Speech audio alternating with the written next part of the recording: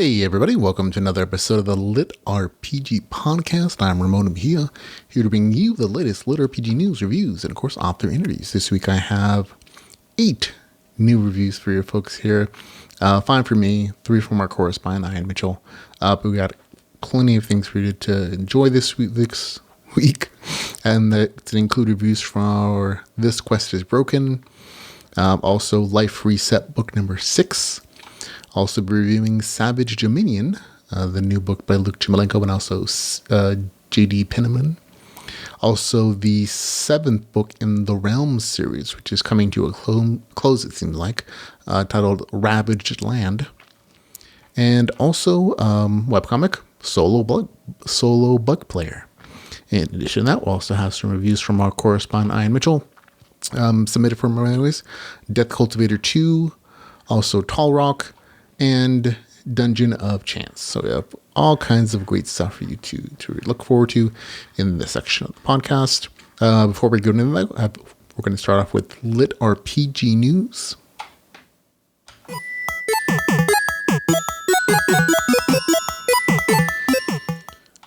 And in LitRPG news, we just have one little cute story.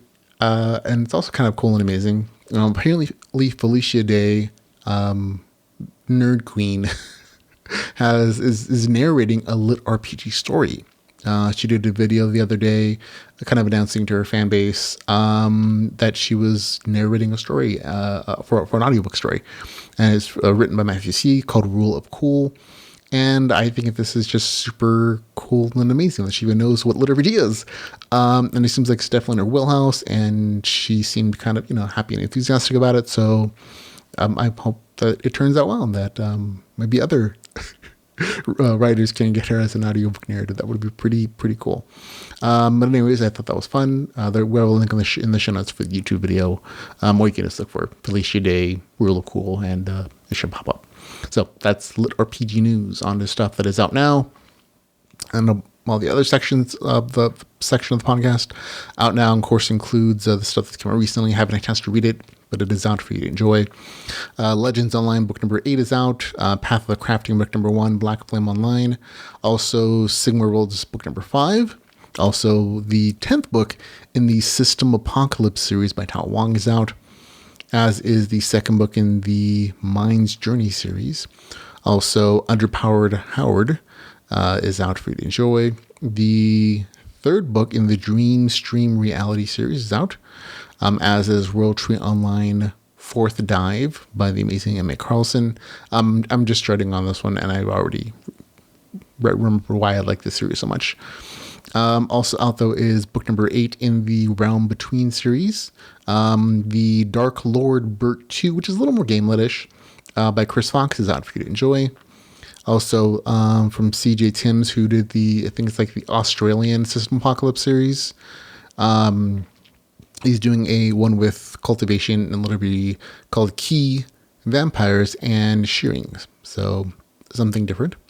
From Aaron Foster, a new series, standalone, called Shadow Kingdom, book number 1, Age of Ancients.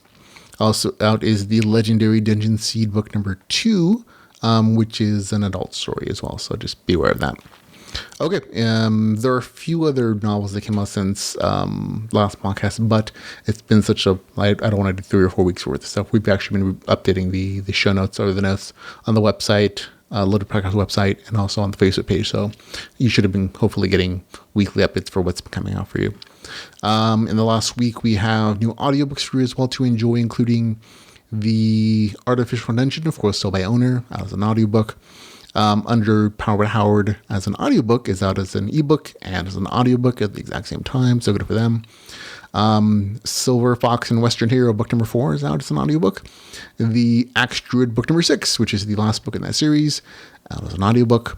Dungeon Core 101 is also out, as is the Dream Stream Reality Publisher Pack, book numbers 1, 2, and 2, out as an audiobook. As is Cypher's Quest, and the 8th book in the Omniscience series, Rise to Omniscience series, rather, by Aaron Oster, is out as an audiobook. Okay, on to stuff that is out coming up in the near future. That includes, on February the 8th, The Motors of Caldora, book number 3 in the Factory of God series. February the 10th, it'll be Underworld, Scorching Sun. I don't remember what book in the series this is, where there's like 5 or 6 or 7, but it's the latest in the Underworld series. So if you enjoy that series, it is going to be a new one out on February the 10th. The second book in the LitRPG duology series. The first one I think was Adventures of a Scribe, which I really enjoyed. Challenge of the Scribe is the second book in the series. It'll be out on February the 15th. Matthew Sieg's Rule of Cool, which we've already mentioned, is being narrated by the audiobook narrated by Felicia Day, is out on February the 16th. On February the 16th as well, it'll be The Rogue Dungeon, book number 5. On February the 17th, it'll be Beta Testers, book number 5. February the 17th, it'll be Discardian, book number 6. February the 19th, Bone Knight, book number 3. February 23rd is going to be A Snake's Life, book number 3. On February 25th, The Good Guys, book number 5. On February 26th, it'll be Player Reaches the Top, book number 5.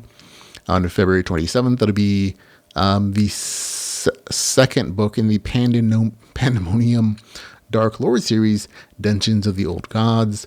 March 22nd, it'll be Towers and Rifts, book number 1. On March 9th, it'll be Battle of the North, Rogue Merchant, book number 4. March 16th, Overdrive, book number 3. March 19th, Lucky Slots. March 19th, it'll be Reality Benders, book number 7, which is a wonderful Russian LitRPG sci-fi story. On March 31st, The God's Game, book number 5. March 31st, Divine Apostasy, book number 4. April the 2nd, Nullifier, book number 2. April the 2nd as well, Dungeon Crawler Carl, book number 3, written by the hilarious author Matt Dinneman. April the 5th, it'll be a new series from Dim Milklovoff called Null Form, book number 1. April 12th, it'll be the second book of In the System, City of the Undead, which is a real-life RPG story-ish, Russian translation story. April the 12th, a new story from Ross Purr, another Russian author, called Volper, Alpha Rome, book number 1. April the 22nd, rather, Discardian, book number 7 will be out. April 22nd as well, it'll be a new story from the author, Ash, The Legends of the Nameless World. April the 30th, The Guild Core, book number 3.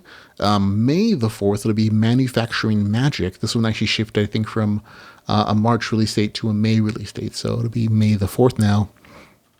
On May the 10th, it'll be Product Stellar, book number 4. May the 11th, Beta Testers, book number 6. May the 4th, The Range, book number 2. May the 20th, NPC's Path, book number 4. May 31st, it is the Dungeon Slayer series book. So that's all the stuff I know is coming out in the near future. On to the reviews for this week.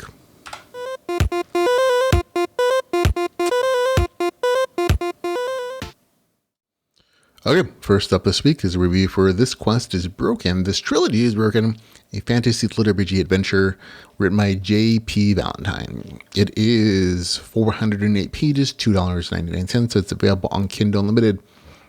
Here's the author's description. The questing stone have come to Nowherestead, and Avilia Green is finally ready to receive her life's quest. Perhaps she'll be a great warrior, or a wealthy merchant, or a brilliant mage. Perhaps her quest is simply to live a quiet life, constantly honing a craft to the heights of perfection.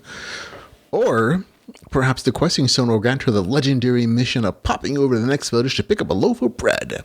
Wouldn't that be ridiculous? You can't even begin to guess how or why she's come by such an absurd life goal, nor how a level 1 messenger girl is supposed to complete anything labeled as legendary. But at least she can be sure of one thing. No matter how many wolves or goblins attack, no matter how many speeding tickets she ranks up, no matter how many bakeries spontaneously combust as she steps into a town, one way or another, Eve is going to get that goddamn bread. There might just be a few side quests along the way.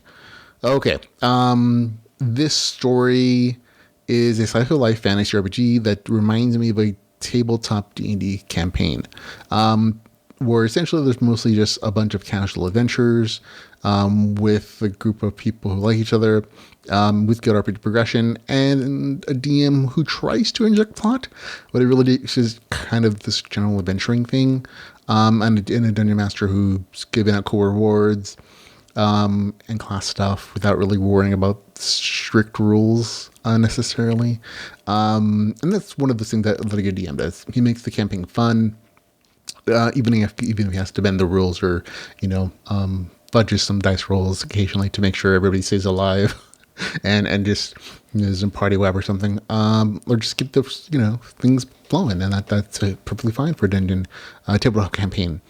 There is by injecting that kind of feel into a story, there are some things which I'll talk about as qualifiers, like things that didn't quite work for me, but overall it's still a fun story. On the story side of things, entertaining overall. There's regular action, there's regular adventure, good banter between the characters. There's a little bit of world building and explaining like the background history of why the world has RPG rules and powers. There are hints at a plot, and it's very, again, loosely of like, it feels kind of like a DM is had this whole campaign plotted out, but the adventurers go in their own and do their own little things. But occasionally tries to pull them back into the story that he or she created, and giving them hints and little goals and whatever. But again, it feels very like loose on the plot end.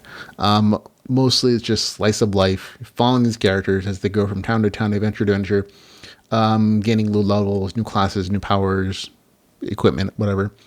And as they adventure, essentially. Nothing groundbreaking, nothing really epic, good general adventuring. And you have to be okay with that if you're going to enjoy the story. If you're expecting something more, you're going to be disappointed. The story, while entertaining, again, because of the way the game mechanics are implemented in this world, the story often felt a little contrived. And I want to be clear that most of the rules, like 80%, are very well developed. You can tell the author took a great deal of time in developing all the little bits of RPG mechanics, tracking them, following them, make sure they were consistent, and giving us monster descriptions, item descriptions, class descriptions, ability descriptions, spells, whatever. All that stuff is very nicely done as far as like how they're implemented, and the consistency definitely. But there are just some aspects that are baked into this that felt like they were used to push character development, instead of existing as a independent set of rules that everybody fundamentally follows. And the biggest mechanic that I think have an issue is definitely the class and quest system that arbitrarily, like to me anyways, they arbitrarily assign, they feel like they arbitrarily assign classes and quests based upon what the story wants the characters to go through or what their character development is, or sometimes just randomly. The system in this game essentially is that this kind of stone rolls through these towns, and when it does, eventually, if you're of age, you can get a class based upon the things you've done in your life or what you should be doing in a life quest, which is like the big goal of your life, and it's supposed not to be easy, of course. And the things that the main characters get, they feel random, and eventually they're woven in. I mean, I know that the author has a plan for these things and using them to create adventures, but from the character perspective of world building, where the RPG system is inherently rigid or firm the same way physics is, that system just felt loose, and it felt like it was there to exist to further storytelling in this particular sense, not as an actual, fundamental construct of this universe, this hard rule system, and that's okay. That's perfectly okay. That's just a conscious decision by the author, and at least like a really flexible storytelling system where you can reward your characters for doing things. You can give them cool classes and abilities and powers without having to really worry about them necessarily making full sense, and just like, oh, this is fun, which is why Ramon says, oh, this kind of reminds me of a tabletop campaign where the DM is just handing out cool classes, cool powers, cool items, and it doesn't always make sense as far as like, oh, this is something I'm reading from a rule book. It's, oh, this is a little more homebrew where the DM is just having a good time, and that's what the case is, and that's perfectly fine for some people. For me, it felt a little loose. It felt a little wand wavy in saving characters or in using the class system to describe character progression. And there are a few examples where I'm just going where it kind of bothered me. Like with the main character, she has her class quest, she has her class and her life quest of getting loaf of bread from the next town. It's a legendary, which is the highest level apparently. But she gets progress from it from helping out another person instead of actually advancing her own ability to do so.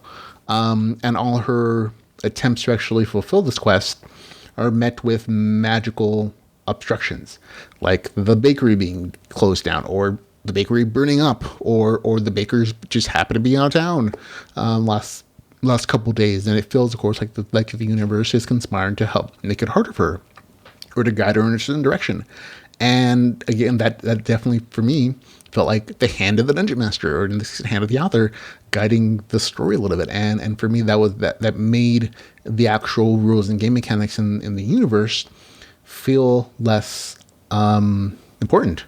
It made the story and where the author wanted the story to go to those rules being bendable in that respect. And again, most of the game mechanic rules are very well established and they're consistent. It's just that in these particular instances, for the sake of the story, that part is a little too flexible for me to fully enjoy this like I think it should have. There are plenty of other examples given in the whole written review. But for the most part, that's kind of my biggest issue with the story. Overall, though, slice story, entertaining. But again, I kind of lost some enjoyment knowing that the game mechanics to a degree existed to advance the story, and not as a hard set of rules I could count on or fully understand, because again, they were sometimes very much felt like they're made up on the fly as a core reward for the characters doing stuff. And plenty of people are going to enjoy the story just as it is. They're getting lots of good humor, good action adventure stuff, good general adventuring. But for me, my enjoyment was lessened a little bit because of that game mechanic issue. For me, it still gets a good score, 7.3 out of 10. So I still had to get on with it. And it's going to be This Quest is Broken with a score of 7.3 out of 10. And next up we have Life Reset Salvation, book number 6 in the Neo book series, which is the New Era Online, the game world. It is 582 pages, $5.09. It's available on Kindle Unlimited. And here's the novel description. The conclusion to the epic Life Reset saga. Insurmountable odds, hidden powers maneuvering behind the scenes, all culminating in a final titanic clash. The mighty city of Everence lay in the Greenpeace clan's path, but as Oren soon discovers, he's got even bigger obstacles to overcome before reaching his final goal. Okay, there you go. This is the final book in the Life Reset series. It has town building, massive armies duking out, and the best of all, a pretty good ending that ties up the storyline satisfactorily. This is the last book in the series. I'll admit there's a little wand waviness towards the end, but it is in the effort of wrapping the whole story, all the plot lines. Now, there are quite a few quest lines and storylines, and getting it all finished up by the end of the story. That is quite a monumental task for a series this long and epic. But the author does it, so I didn't really mind so much because, again, it is used to try to make sure everything's finished off quite satisfactorily. And it's a sad end. For me, it's sad to see a good series end, but it is a good ending. I had a good time reading the story. It felt rushed in places, I'll admit, especially the real world section, because there was such a huge gap in time compression between the main character being able to spend weeks and months in the game and then come back. Oh, it's been a day. But in the real world, their events you have a day to finish off your quest and to free everybody, or else we're gonna, pull everything and shut off servers. And so it just felt in respect of the real storyline versus what's happening in game. But again, I also understand the author's trying to inject urgency in the story. The author really could have spent 1 or 2 more books really just finishing this out and fleshing it out for I think there's definitely a storyline to do so. And so it's to some degree it felt a little squished in getting all those things that needed to be done completed to finish off, wrap things up. But I still had a good time. It was enjoyable. For me, again, it loses a little bit because it did feel a little rushed, but still, 7.7 out of 10. Without that rushed feeling, I probably would have given it an 8 out of 10. But it does exist, so that I'm taking into consideration the score. So it's a good score, a really good score still, of 7.7 out of 10 for Life Reset Salvation. Book number 6, last in the series. I had a really good time with it. And next up is Savage Dominion, a Little Bitty Adventure, written by Luke Chmelenko and G.D. Penman. It is 613 pages, $4.99. It's available on Kindle Unlimited, and here's the author's description. Malkin didn't know dying would mean a new eternity of dungeon delving, monster slaying, and glory hunting. If he had, he wouldn't have been so worried about kicking the bucket on a date gone more wrong than usual. Reborn in the wild world of Amaranth, Malkin finds himself in a hulking demi-human body with a sword the size to match. Marked as an eternal, a fledgling immortal of the boundless potential, Malkin soon discovers he's been given a mission by the elder pantheon of this new realm. Grow stronger, ascend to godhood, spread chaos in their name. Oh, and fend off that inbound apocalypse, if he can find the time. Who wants an easy life anyways? Okay. This is a new story in a new series from Luke Chmelenko, who's the author of Ascent Online, one of my all-time favorite series. This story, however, is a little less crunchy, and it leans more towards fantasy than that series, which he's probably best known for. And there is definitely a little more wand waviness when it comes to crafting and occasionally spell usage. But on the whole, it's a good story, full of action-adventure, a little bit of romance, a really good power progression, and lots of good world building. The 3 main characters, or Eternals, have a good balance of personalities and powers without being pegged into particular classes. The system, the RPG game system, is really flexible, allowing future potentials. Like, they eventually start falling into these like roles without actually having a quote unquote class. But there's still flexibility in what they can choose in the future, so that they can change and grow as their needs change. The addition of later characters to the group add good variety, even if they like some anime personalities. The characters all have full personalities. I really enjoy. Like, each one has very clear motivating factors for what they're doing in this world. Their motivations are all different. Some these reincarnated personalities are from Earth, so they have gamer personalities and pop culture references. Others are native to this world, and so they have historical backgrounds that they pull into the story, and to give you a fleshed out view of the world, but also their own personal motivations. Those differences, and the fact that the authors went out of their way to flesh them out so well, really gave you a lot of cultural perspective and histories that included unpleasant truths about the world and their peoples, and just made the characters feel like a little more real. Action is a major part of the story. There's hardly a chapter without some kind of fight, which I really enjoyed.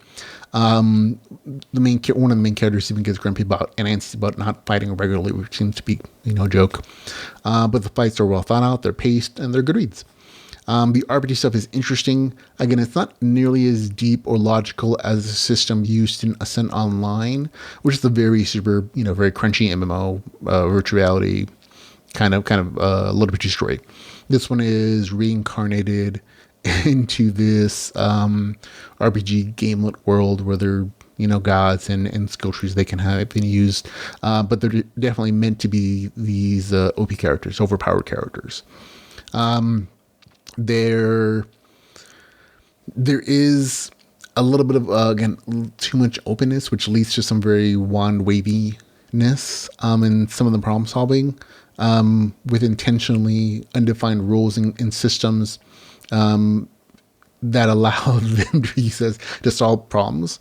And occasionally there are some rules that aren't followed. I didn't mind them on the whole, the different places. I'm like, this should have a longer cooldown for this restoration power, or something like that. Or you can definitely see in the story too that there are kind of these wannabe moments where a character should die in the story and they don't, because the author hasn't established like a respawn role for these Eternals, which eventually this happened before. Like if they had died, they would have been sent to some other place in the world, and that story would have definitely broken and shifted. And so you can tell in the story that there's this a little rule bending, a little wand waviness, where this character won't be allowed to die. They're magically saved using either a particular power that's bent a little bit.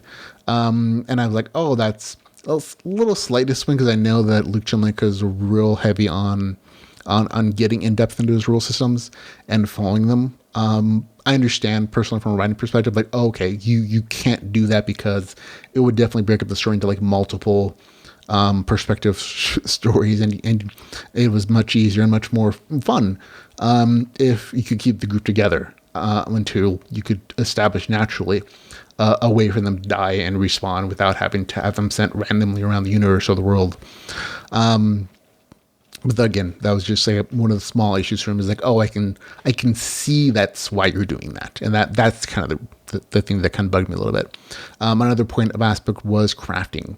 Again, it little one wavy in the fact that it allows the main character kind of it feels like to me anyways, to magically create items in detail, even if it's not reasonable that you would know how to make it. For example, making a ship is a real big one for like, this main character there's no way that he has enough knowledge inherent in his brain to make a ship from, just casual knowledge. Even it describes, oh, he sailed a couple times, so that's how he knows how to make a ship. And I'm like, sailing a ship and knowing how to like actually make one are two very different tasks. And that was kind of one of the things that, oh, this game mechanic's a little wand. It's there for fun. It's used purposefully. It is, but it's also a little like the rules are bent a little bit to make it a useful power without having necessarily bog it down with realism, I guess. Which is a weird thing to say about a fantasy LitRPG genre, but still. The game mechanics for me, I really like when they're bound by realistic goals and powers and constraints. Those constraints, even if they're cumbersome a little bit sometimes for me, they allow for at least interesting storytelling in working with those rules. And occasionally those constraints would exist for some game mechanics here. And that's okay, because overall the story is still very fun. Overall, it is, despite a few issues, I had a really good time with it. The action adventure definitely makes up for action adventure, and the world building make up for those few little flaws. For me, it gets a score 7.6 out of 10. Not a great score, but it's still I had a really good time with it. That's Savage Dominion, a LitRPG adventure with a score 7.6 out of 10. And next up we have Ravaged Land, The Realm, book number 7, an epic progression fantasy LitRPG novel. It is written by C.M. Carney. I think this is the second to last book in the series. It is 438 pages, $5.99. It's available on Kindle Unlimited. And here is the author's description.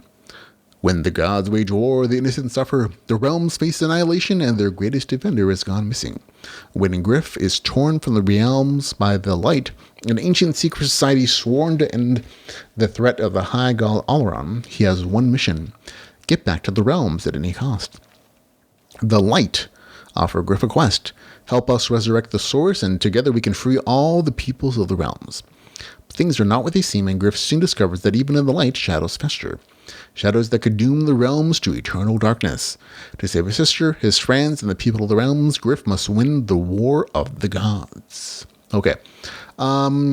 This entry in the series definitely feels like it's leading towards an end of the series. And I think from the novel description, also from some end material, that's definitely what it is. It is an interesting mix of story reset and continuation of things. In the last novel, the main character is ejected from this world, and the author kind of uses that as an opportunity to introduce like a major new villain influence from the real world, do a little bit of world building for their backgrounds, which I thought was kind of cool in the beginning of the story, because it incorporated like actual historical like references between the Romans and the Gauls, or like the Germans, and so there's like, I actually like, I was confused a little bit for a second. I liked that combination of historical information with like RPG mechanics and world building. but they also use this kind of as a way to reset things a little bit, because there's this time jump of about a year, which is a little spoilery, but it's important to understand how the story resets. There's a little bit of a jump of 1 year in the story where the main character is in the role for a year, and when he comes back to the game world, things have changed a little bit. The main villain for the last story, he's had a chance to spread his influence and kind of conquer some things, and so there's just been progression in the game world of things happening. Also, introducing the Light, which is a new faction, and how the main character is working with them and also suspicious of them. And so there's a bunch of things that are incorporated in the first half of the story, which just feels like, it's a reset of the story, which it kind of is. But then after that 50% mark, you kind of just go back to how the series was for the other books, because the main character is reunited with his former allies and friends, and so you get that familiarity in the story that you probably really appreciate. It's like this mix of these two kind of concepts. And in some respects, once that return to the other characters occurs, it kind of almost feels like that time jump didn't happen, even though that's what the big focus of the story was, the first half of the novel. And because, again, this is just me, there wasn't a lot, I was expecting more problems. If you're not in a game world for a year, where it felt like every minute, every week, every day was like this real tension built of we're all going to die anymore because of this novel, Big Bad. And so for a whole year to have passed, and for his crew to kind of be essentially the same, not much, I mean, there are definitely changes, but there weren't nearly as many huge problems that ravaged them or something that I was expecting. I was hoping for, I guess. They kind of just fell back into their old habits. But again, overall though, the story is good. There is a new introduction of new powers, new abilities, a little bit of different kind of progression, which I really enjoyed in the first half of the story. Overall, still agreed. Again, there are things that I enjoyed, things that felt a little rushed, because again, it really does feel like this is the first half of the story is meant to introduce this new faction, which was supposed to be a 2-3 book arc, influence a new faction that's going to influence things, and it's kind of being rushed towards, no, this is going to be a thing within this book and the next book, wrapping things up. I'm like, okay, I guess I kind of see that. I see why they're doing that, why the main author's doing that. But it felt a little bit rushed. It felt a little bit kind of squished into, we're developing all these story ties, and by the end of the story, there is no resolution, but instead it's like a to be continued into the next book, where we're going to really resolve all the things that we've been talking about with the series, because the series is coming to an end. And I was like, okay, I kind of get that, but it definitely lessened my enjoyment a little bit. I still had a good time with it. There's still plenty of good things here in the story. Return to the main character, there's new game mechanics, all the good stuff. But it definitely felt like it was a push into the conclusion of the series, which I'll definitely read. For me, it gives a score 7.5 out of 10.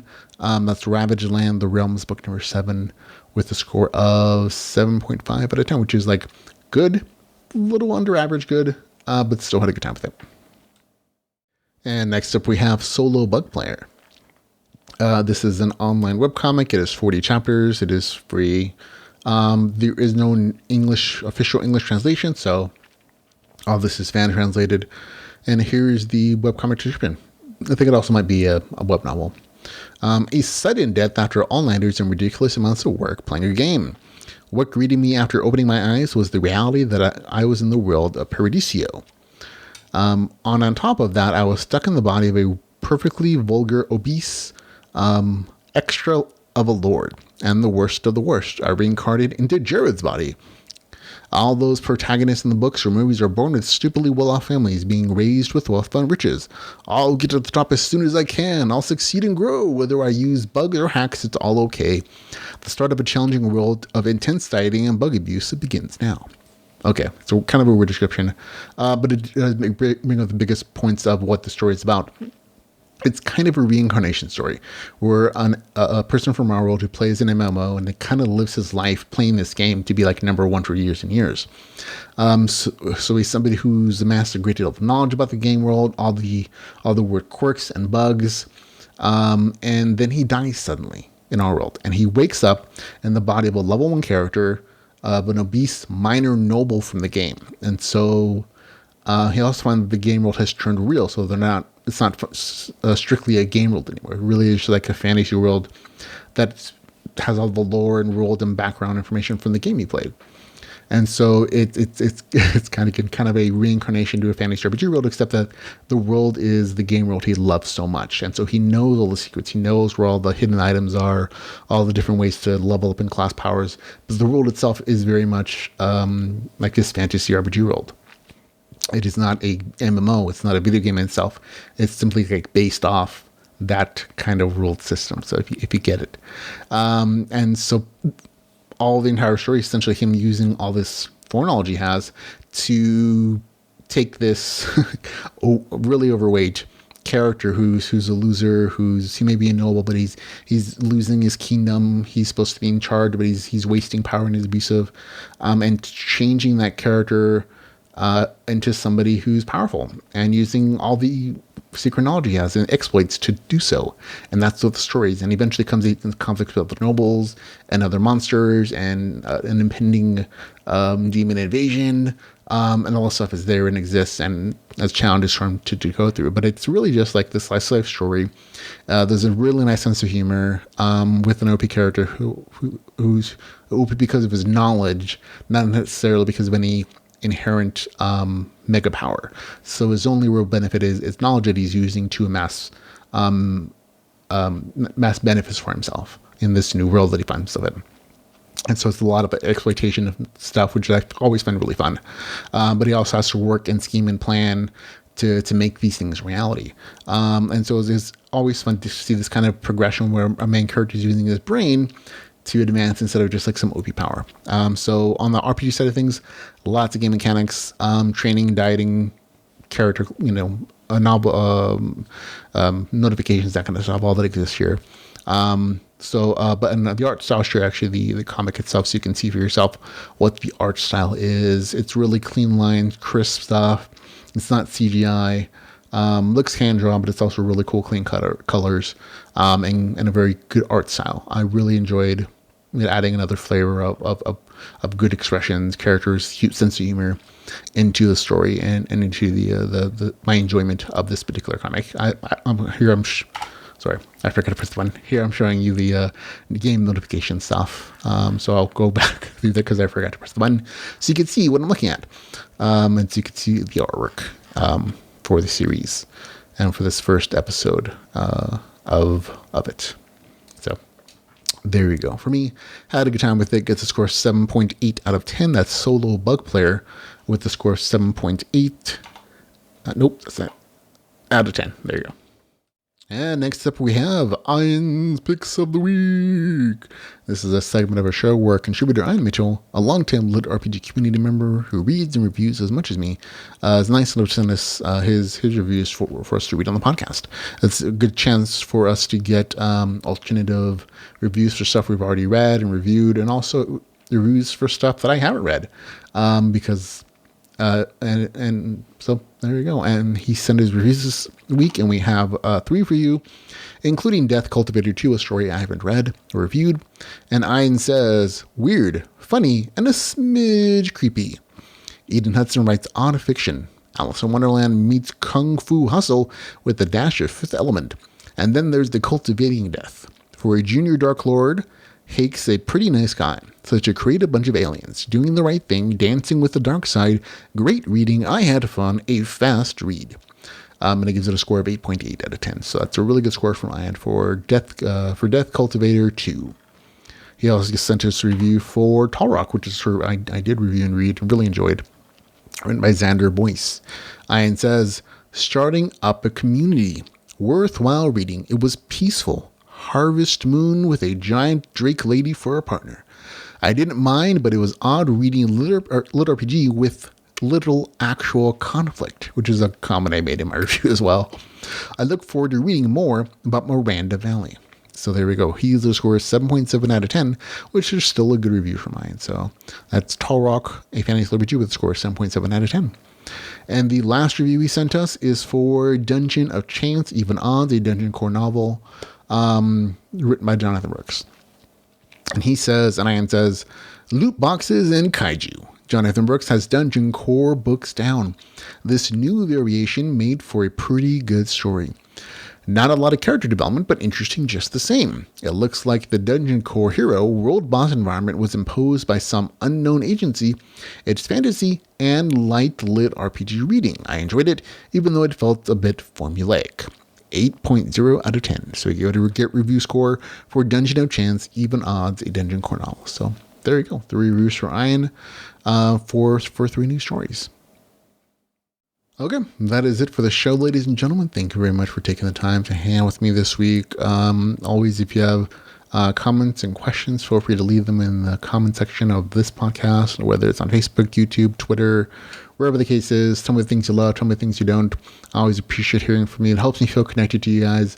So feel free to do so. Remember, you can follow us on, again, Facebook, Twitter, YouTube, Patreon, our website at LitRPGPodcast.com. You can also listen to us and subscribe to us on Spotify and Audible, and anywhere you should be getting your podcast stuff at. And again, thanks for hanging out with me. If you want to help support us and keep the podcast free and ad-free, you find out all the ways you do at LitRPGPodcast.com/support. But until we can hang out again, folks, remember to go read some Lit RPG. Goodbye, everybody.